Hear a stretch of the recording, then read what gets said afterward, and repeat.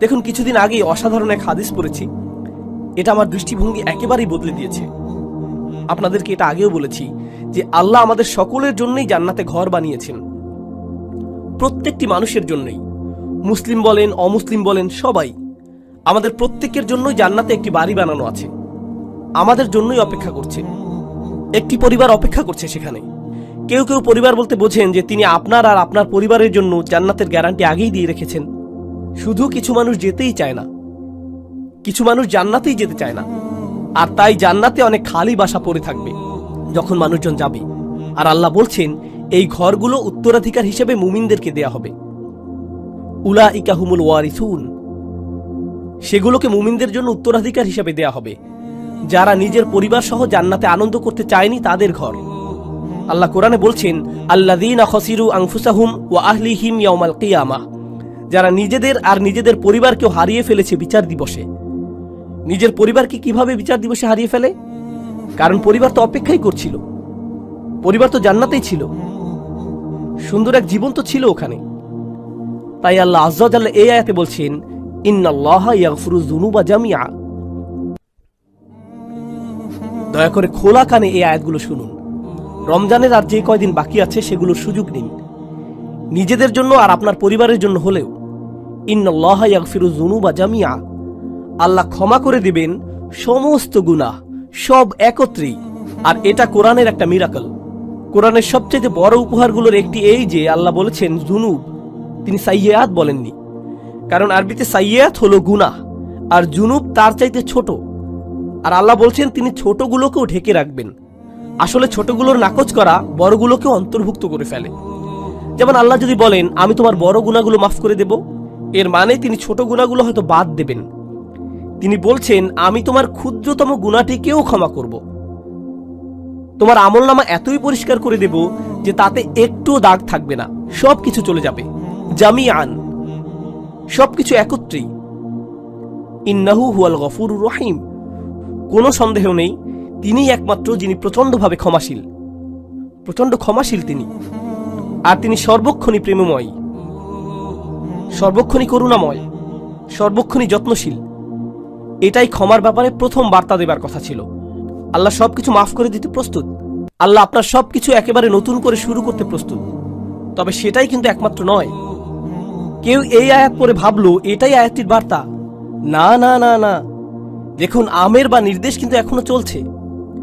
তাই পরে আয়াতটি পড়ার পদ্ধতি হলো উল ইয়া ইবাদিয়াল্লাযীনা আসরাফু আলা আনফুসিহিম আনিবু ইলা রাব্বিকুম। এটা ঠিক এমনই, এভাবেই বোঝানো হচ্ছে। এর মানে হলো আমার বান্দারা, এখন যেহেতু জানো যে আমি সবকিছুই ক্ষমা করে দেব, আমার কাছে ফিরে আসো, নিজের মালিকের কাছে ফিরে আসো। এই বার্তার পরের অংশে এটাই। ক্ষমার আলোচনা ওখানেই শেষ হয়নি, তার কাছে ফিরে আসুন। তিনি বলছেন আমি ক্ষমা করতে প্রস্তুত, কিন্তু আমার ক্ষমা বিনামূল্যে নয়, এটা অর্জন করতে তোমাকে কিছু একটা করতে হবে। আমার কাছে ফিরে আসো। আনিবু ইলা রব্বিকুম, নিজের অন্তর তোমার রবের দিকে ফিরিয়ে দাও, আমার কাছে ফিরে আসো। আনিবু ইলা রব্বিকুম, নিজের অন্তর তোমার রবের দিকে ফিরিয়ে দাও।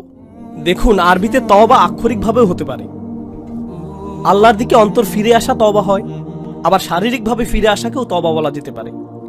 ইনাবা শুধু অন্তরের জন্য, আরবিতে ইনাবা ব্যবহৃত হয় যখন অন্তর আল্লাহর দিকে ফিরে আসে। তাই আল্লাহ বলছেন তোমার অন্তর কোথায়, কি নিয়ে ব্যস্ত তুমি, কি নিয়ে বিভ্রান্ত তুমি? তোমার মালিকের কাছে ফিরে যাও, তিনি ক্ষমা করতে প্রস্তুত। ওয়াসলিমু লাহু, এরপর তিনি বলছেন যেহেতু তোমার অন্তর আমাকে দিয়েছো, এখন তোমার সত্তাকেও আমার প্রতি সমর্পণ করো, ইসলামে থাকো, নিজেকে সমর্পণ করো, মান্য করতে প্রস্তুত হও। ওয়া আসলিমু লাহু মিন ক্বাবলু আন ইয়াতিয়াকুমুল আযাব সুম্মা লা তুনসারুন, শাস্তি আসার পূর্বেই, এরপর আর সাহায্য প্রাপ্ত হবে না। এখন আল্লাহ শাস্তির কথা বলেছেন, এমন না যে আয়াত শাস্তির কথা নেই, আছে, কিন্তু শুরু হয়েছে কি দিয়ে? শুরু হয়েছে উৎসাহ দিয়ে, যে দেখো আমি সব ক্ষমা করতে প্রস্তুত, কোনো শাস্তিই তোমাকে দেয়া হবে না। তুমি যদি চাও তবে আমার কাছে ফিরে আসো, নিজেকে আমার কাছে সমর্পণ করে দেওয়া উচিত তোমার, আর তাড়াতাড়ি করো এটা। এমন ভেবো না যে অনেক সময় হাতে আছে, এমন লোকদের অন্তর্ভুক্ত হইও না বিচার দিবসে যাদেরকে বলা হবে তারাব্বাসতুম, ভেবেছিলে তোমাদের হাতে অনেক সময় যে দেরি করলেও হবে, তাই না? এটা যেন ফি মানাতা আখারতুম, তুমি বিলম্ব করেছিলে, অনেক সময় আছে আরো, থাকুক, বাদ দাও। এই ধরনের কথাবার্তা, এমন ধরনের লোক হবে না। আল্লাহ বলছেন শুরু করে দাও মিন কবলি। এই মিনকে বলে মিনাত তাজিল, শাস্তি আসার ঠিক আগে আগে। আমি বলছি শাস্তি হতে কিন্তু দেরি নেই, কাছেই। বিচার দিবসের কথা বললে অনেকে মনে করেন বিচার দিবস অনেক দেরি, তাই না? ইন্নাহুম ইয়ারাউনাহুম বাঈদা, তারা মনে করে ওটা হতে অনেক দেরি। অনারাহু করিবা, আল্লাহ বলছেন আমরা দেখেছি যে এটা শীঘ্রই। কিন্তু আমাদের প্রত্যেকে আমরা কখন যাব? আমরা কি ঈদের দিন আদৌ দেখতে পাবো? কে জানে? কে জানে আমরা কবে যাব? কে জানে মৃত্যুর ফেরেশতার কাছে আল্লাহ কি লিখে দিয়েছেন? আমরা পার্কিং লট পর্যন্তও কি যেতে পারবো? কে জানে? আমরা কেউ জানি না। আর আমাদের মৃত্যু হলেই মান মাতা ফাকাদ কামা কিয়ামাহু, যে চলে যায়, যেই মারা যায় তার কিয়ামত শুরু হয়ে যায়। আপনার কিয়ামতের জন্য ইয়ামুল কিয়ামা, পুনরুত্থান দিবসের জন্য অপেক্ষা করতে হবে না। এক সেকেন্ডেরই ব্যাপার এটা। আর ফেরেশতা যখন চলে আসবেন তিনি বলবেন না, ও সরি আপনার 5টা একটা মিটিং আছে না, তাহলে পরে আসছি। এমনটা কিন্তু হবে না। যখন যাবার সময় চলে আসবে যেতেই হবে, কোনো দেরি হবে না। তাই আল্লাহ বলছেন আর দেরি করো না, নিজের অন্তরকে আমার দিকে ফিরিয়ে আনতে আর সমর্পণ করতে বিলম্ব করো না। ওয়া আনিবু ইলা রাব্বিকুম ওয়া আসলিমু লাহু। তাছাড়া আমাদের দিনের সৌন্দর্যটা দেখুন। কেউ যদি খুতবাতে বসে বসে সিদ্ধান্ত নেয় যে সে আল্লাহর দিকে ফিরে আসবে, সে এখনো কিন্তু কিছুই করেনি। সে কিন্তু এখনো তার জীবনধারা সম্পর্কিত কিছুই বদলায়নি। সে এখনো তার আয়ের উৎস নিয়েও কিছু করেনি, কিংবা তার আচরণেও পরিবর্তন আসেনি। সে শুধু অন্তরে নিয়ত করেছে যে সে ভিন্ন মানুষ হয়ে যাবে। আর সে বের হয়ে যাবার সময়, কিংবা সে তার পরিবারের সাথে দেখা করার আগেই আল্লাহ হয়তো তার জীবন নেবার সিদ্ধান্ত নিলেন। সে ক্ষমা পেয়ে যাবে। সে তো পরিষ্কার, সে আল্লাহ দিকে ফিরে এসেছিল, এটাই যথেষ্ট। সুবহানাল্লাহ। আমি একজন লোককে চিনতাম নিউ ইয়র্কের এক মসজিদে, বেশ বড় মসজিদ, ম্যানহাটনের 96 স্ট্রিট, সেখানকার সবচেয়ে বড় মসজিদ। আর এটার সামনেই বিশাল বড় একটা অ্যাপার্টমেন্ট কমপ্লেক্স। সেখানে এক হিন্দু লোক বাস করত। মসজিদটাও সেখানে যুগ যুগ যাবৎ ছিল। সে প্রতিদিন সেই দিক দিয়ে যেত আর শুনত, কারণ তারা মাইকে আজান দিত। তো তিনি আজান শুনতেন, সবসময় সেটা শুনতে পেতেন। 96 বছর বয়স। মসজিদে এসে বললেন আমি মুসলিম হতে প্রস্তুত। 96 বছর বয়স। শাহাদা পাঠ করলেন। 2 দিন পর মারা গেলেন। 96 বছরের শিরক, 96 বছরের গাফলা। এরপর তিনি আল্লাহর কাছে ফিরে এলেন, সেটাই যথেষ্ট হয়ে গেল। সব পাপ মুছে ফেলা হলো, সকল মন্দ কাজকে ভালো কাজে পরিণত করে ফেলা হলো তার জন্য। ইন্না লিল্লাহি ওয়া ইন্না ইলাইহি রাজিউন। এটাই আল্লাহর দয়া কারো প্রতি, এটাই আল্লাহর ভালোবাসা যে চলে যাবার পূর্বেই আল্লাহ তাদের ফিরে আসতে দেন।